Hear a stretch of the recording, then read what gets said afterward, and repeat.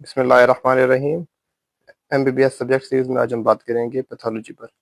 मैं ये बात स्पेसिफाई कर दूं कि पैथोलॉजी जो हम बात कर रहे हैं वो थर्ड ईयर या सेकंड ईयर के लिए नहीं, बल्कि एमबीबीएस फर्स्ट ईयर के एज अ माइनर सब्जेक्ट पर बात करेंगे।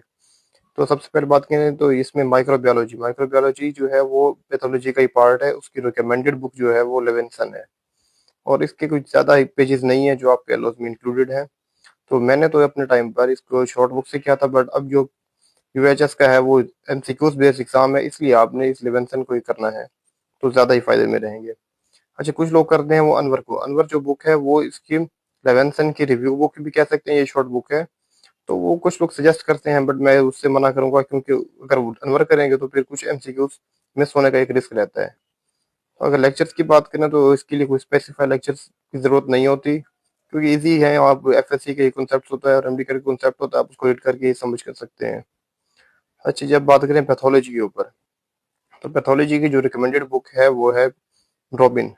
वो हर जगह पर ही आपको बेस्ट बुक लगेगी जनरल पैथोलॉजी के लिए, तो आपने उसी को ही करना है। वैसे कुछ लोग शॉर्ट बुक भी यूज करते हैं, बट अब क्योंकि एमसीक्यूज बेस्ड एग्जाम है तो इसलिए शॉर्ट बुक से अवॉइड करना ही बेहतर है। इसके अलावा कुछ लोग पैथोमा भी कहते हैं। पैथोमा जो है वो स्पेशल पैथोलॉजी के लिए है। स्पेशल पैथोलॉजी यानी कि नर्वस सिस्टम हो गया, ये कार्डियोवास्कुलर सिस्टम हो गया, रेस्पिरेटरी सिस्टम हो गया। तो ये फर्स्ट ईयर में तो नहीं होते ये स्पेशल पैथोलॉजी, तो इसलिए आपने पैथोमा ही को अवॉइड करना है, और मिनी रॉबिन को ही या मीडियम रॉबिन को ही इस अपने रिकमेंडेड बुक को या as a main book use करना है।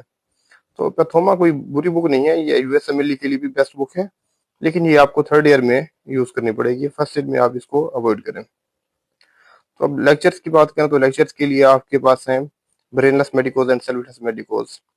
ये क्योंकि अब उर्दू में है तो इसलिए हम इसमें इनको कनेक्ट करना इजी हो जाता है और इसको अंडरस्टैंड करना बड़ा ही आसान हो जाता है। तो मोस्टली बच्चे इसको ही प्रेफर करते हैं। और इसके अलावा मेडिकोसिस परफेक्शनलिस्ट का भी एक यूट्यूब चैनल है, जिसके बहुत अच्छी वीडियोस होती हैं। वो वीडियोस क्या होती पार्ट्स में होती हैं, और वो उसकी ड्यूरेशन भी काफी शॉर्ट होती है, जिसकी वजह से काफी इजी हो जाता है, सिलेबस भी जल्दी कवर हो जाता है और समझना भी आसान हो जाता है। अल्लाह हाफिज।